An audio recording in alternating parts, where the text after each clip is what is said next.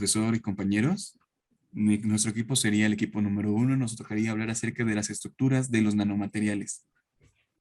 Mi equipo está conformado por Urban Hernández Abraham, Albarrán Ortiz María Fernanda, Mendoza Martínez Daniela Yani y Olivares Trinidad Eric Daniel. Para poder introducir a este tema, tendríamos que hablar acerca de qué sería una nanopartícula. Como bien sabemos, estas son de las que van del 1 a 100 nanómetros. De igual forma, manifiestan propiedades muy diferentes y de gran potencialidad. Esas propiedades se derivan a su pequeño o diminuto tamaño de estas partículas. Las causas de estas diferencias de comportamiento de sus propiedades son principalmente dos. La primera sería el incremento del área de la superficie de la nanopartícula y la segunda el confinamiento cuántico de los electrones dentro de la nanopartícula. Bien, en esta exposición estaremos viendo acerca de lo que serían las formas más comunes y cómo calcular esta área superficial. Podemos ver las fórmulas para medirlas y también se darán a conocer las diferentes morfologías de los nanomateriales. En primera comencemos con qué es el área superficial. De forma resumida podremos decir que es la medida de toda la superficie de un material que ya en nanotecnología se le consideraría como la cantidad de superficie que se expone al medio ambiente de un material. El área superficial extraordinaria de las nanopartículas provoca la distribución de sus átomos, aumentando así la fracción de átomos que se encuentran en su superficie. El número de átomos de una superficie aumenta parabólicamente a medida que la nanopartícula se vuelve más pequeña. Una nanopartícula de tamaño de 1 nanómetro tiene más del 90% de sus átomos ubicados en la superficie. Estos átomos de las nanopartículas son demasiado inestables y tienen un mayor nivel de energía, al igual que sus fuerzas son atraídas por otros átomos ubicados en el interior de la masa, que estos suelen ser muy débiles, las fuerzas dentro de ellos. Por lo tanto, de cierta forma, las nanopartículas o su área superficial tienen mayor potencial de reacción o son químicamente muy reactivos, al igual que tienen la capacidad de unirse acerca de otros átomos de su superficie. Este fenómeno lo podemos denominar como autoensamblaje. Y bien, esto nos sirve con las velocidades de reacción sean mucho más altas y así formemos enlaces químicos más fuertes.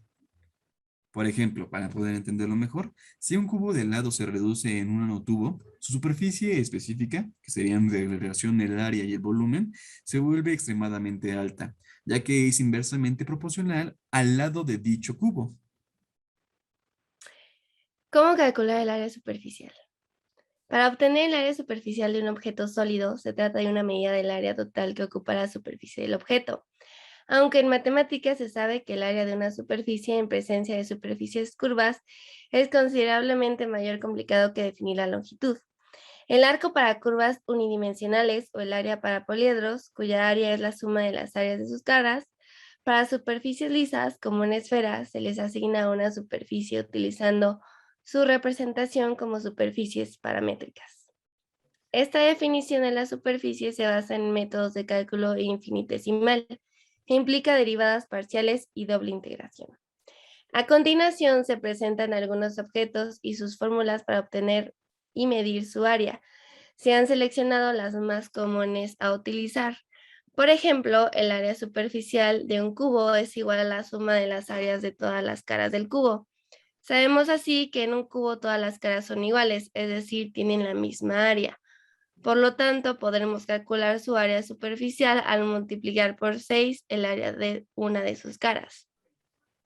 Dicho así, es una medida que puede resultar útil cuando queremos medir una cantidad bidimensional en el cubo. Entonces, dicha área es igual al cuadrado de la longitud de uno de sus lados, dando como fórmula 6s al cuadrado, s representando así la longitud de uno de sus lados del cubo. Bien, también podríamos ver lo que sería la forma de una esfera. Para poder calcular su área de superficie, tendríamos dos parámetros, si bien sería su radio o su diámetro de la superficie. En este caso, la esfera, para poder medirlo, tendríamos como fórmula que sería 4pi por radio al cuadrado, o bien pi por su diámetro al cuadrado. Finalmente, el área superficial de un cilindro es igual al área ocupada por su superficie en el espacio tridimensional. Dado que es una figura de 3 dimensiones, tiene dos bases circulares que son paralelas la una con la otra. Dicho así, está compuesta por una área de la base y una área de la superficie curviada. La base de un cilindro es una figura circular, entonces podemos usar la fórmula del área de un círculo, dado que tenemos dos bases circulares. Y el área total de las bases sería 2pi radio al cuadrado. Dicha superficie curviada está dada por la superficie cubierta entre las bases de un cilindro que tiene un radio que es r y una altura que es h. Esta área también es conocida como el área superficial lateral y así podemos encontrar la fórmula del área lateral dada como 2pi r por altura, como dando resultado que el área superficial total de un cilindro es igual a la suma del área de las dos bases más el área de la superficie curviada. Entonces tenemos como resultado dos fórmulas generales que se utilizan, que es 2pi por radio al cuadrado más 2pi por radio por altura, o 2pi por radio por r más altura. Nosotros les hablaremos sobre las morfologías. Dentro de las morfologías, podemos estudiar las 4 dimensiones, que serían la 0D, 1D, 2D y 3D. Empezaremos por la 0D. Básicamente, la morfología o la dimensión 0D es donde los materiales tienen todas sus dimensiones dentro de la nanoescala. Es decir, que ninguna dimensión es mayor a 100 nanómetros. Lo habitual es que los nanomateriales 0D sean nanopartículas. Obviamente, hablando de estas nanopartículas o estas clasificaciones de los nanomateriales, se basan en el número de dimensiones de un material, que estas están fuera del rango de la nanoescala. En la nanoescala estamos hablando de menor a 100 nanómetros. Un ejemplo claro sobre la dimensión 0D serían los fullerenos. Bueno, que estos fullerenos fueron descubiertos en el año 1985, cuando Kroto realizaba experimentos destinados a reproducir la química de las atmósferas en las estrellas gigantes rojas. Este fue un estudio que hizo en el año 1985. Básicamente nos decía que son moléculas de carbono puro y junto al grafito y al diamante, estos constituyen las tres formas alotrópicas del carbono. En este estudio nos menciona que la molécula del fullereno más abundante es el C60 seguido por el C70, es decir, el carbono 60 y el carbono 70. Como bien ya sabemos, en el carbono 60 sabemos que esta es una molécula hueca con 60 átomos de carbono. Estos están distribuidos en 12 pentágonos y 20 hexágonos, siguiendo la simetría de un hecasaedro truncado. Básicamente lo conocemos mayormente por la imagen que tiene, muy parecida a un balón de fútbol clásico. Un balón con la forma clásica o el dibujo clásico, que son hexágonos de color blanco y negro. Y bueno, pasamos a la dimensión 1D. Prácticamente en la dimensión 1D o la unidimensional se encuentran los nanomateriales cuya dimensión están fuera de la nanoescala. Esta básicamente se clasifica o incluye a los nanotubos, a los nanorods y nanocables, que como bien ya los hemos estudiado durante la clase, son nanomateriales en los cuales los podemos ocupar ampliamente dentro de la carrera. Ahora les hablaremos de la dimensión bidimensional o 2D. En esta dimensión, dos de las dimensiones están fuera de la nanoscala. Esta clase presenta formas similares a las placas e incluye el grafeno, las nanopelículas, las nanocapas y los nanorecubrimientos. Aquí podemos encontrar solo esta clase. ¿Por qué? Porque son pequeñas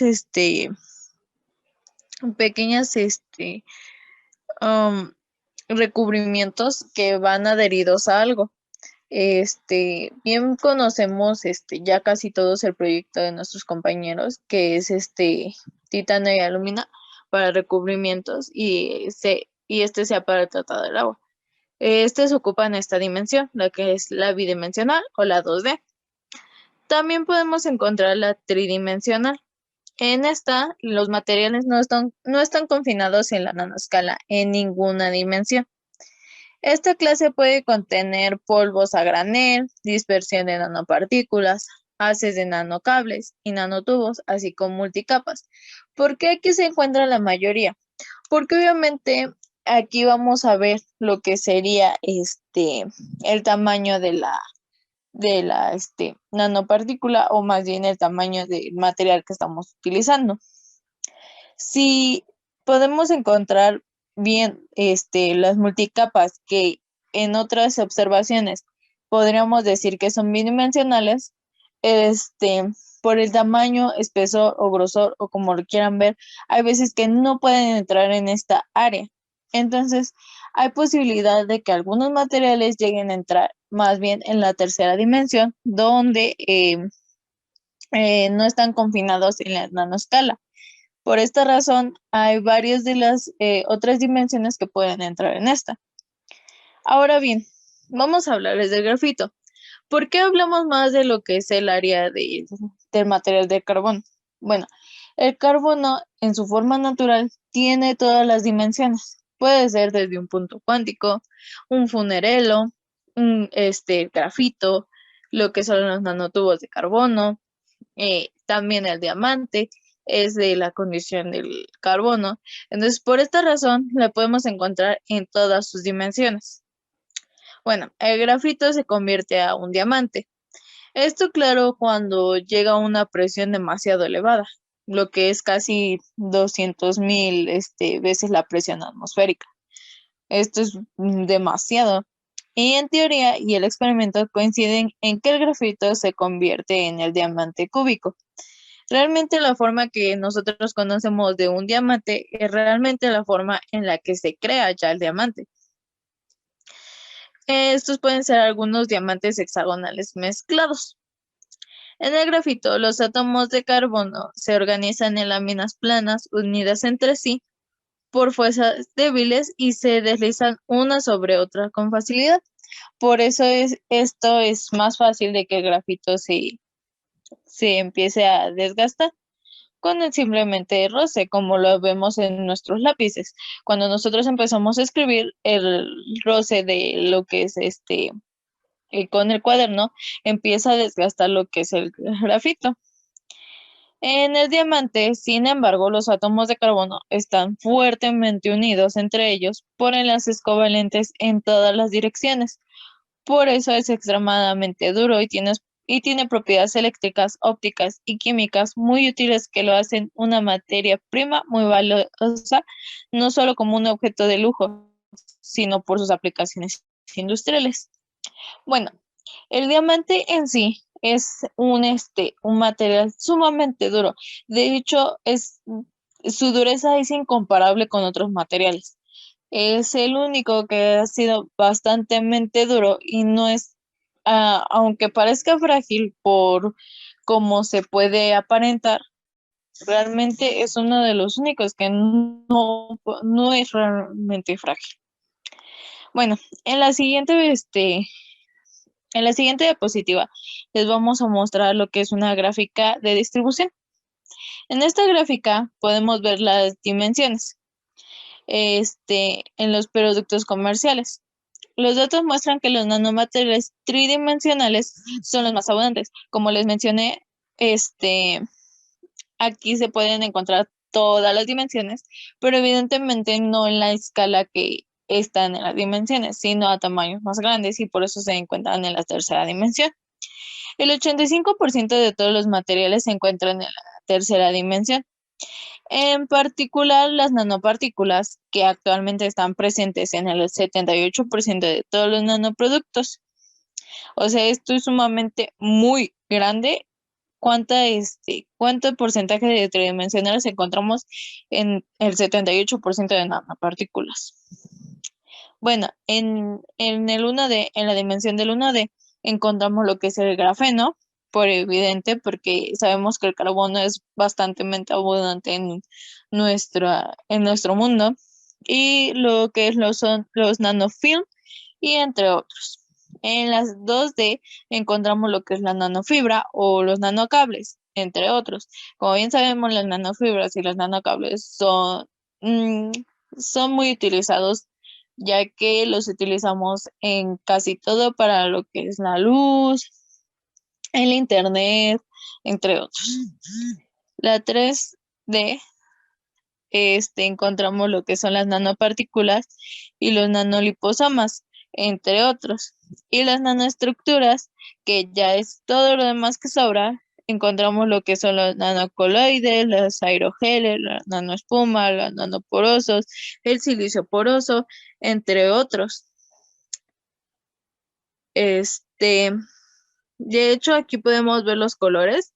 Encontramos que en color azul se encuentra lo que es la 1D, en color rojo se encuentra la que es la 2D, en color verde, que es realmente lo que les dije que es la mayor parte de esto, se encuentra la 3D, y en morado, bueno, van bajando un poquito sus tonalidades, se encuentra lo que son las nanoestructuras. Ok, ya como una retroalimentación súper rápida, nada más para que nos puedan llegar a entender un poquito más. Les voy a explicar de nuevo las dimensiones, prácticamente, que básicamente la dimensión 0D o cero dimensional, básicamente la definición lo marca como las 3 dimensiones, que es menor a 100 nanómetros, y nos dice que los electrones están confinados en las 3 dimensiones. En esto se encuentran los fullerenos, partículas coloidales, puntos cuánticos, nanoclusters, algunos ADN y etcétera. En la unidimensional o 1D son 2 dimensiones las que se encuentran menores a 100 nanómetros. En esta nos dice que los electrones están confinados en 2 dimensiones. En esta se encuentran los nanocables, nanotubos, nanofibras, algunas nanovarillas, fibras poliméricas y las nanocampanas. Y en la 2D o bidimensional es donde se encuentra nada más una dimensión que menor a 100 nanómetros y donde los electrones están confinados en una dirección. En estas se encuentran las monocapas, los nanorecubrimientos, películas poliméricas a nivel nanoescala o a escala nanométrica, superficies con espesores menores a 100 nanómetros y películas multicapa. Y por último, en la tridimensional o la 3D, es donde ninguna de sus dimensiones son menores a 100 nanómetros. Los electrones no pueden estar confinados y pueden moverse libremente. Y entre estos encontramos los materiales nanoestructurados, los policristales, nanobolas, nanobobinas, nanoflores y entre otros. Básicamente esto sería una retroalimentación súper rápida de lo que estábamos explicando sobre las morfologías y las dimensiones que abarcan estas. Como pudimos analizar a dimensiones muy pequeñas, la materia se comporta de una forma distinta debido a 2 razones principales: el incremento de su área superficial y la aparición de nuevos fenómenos.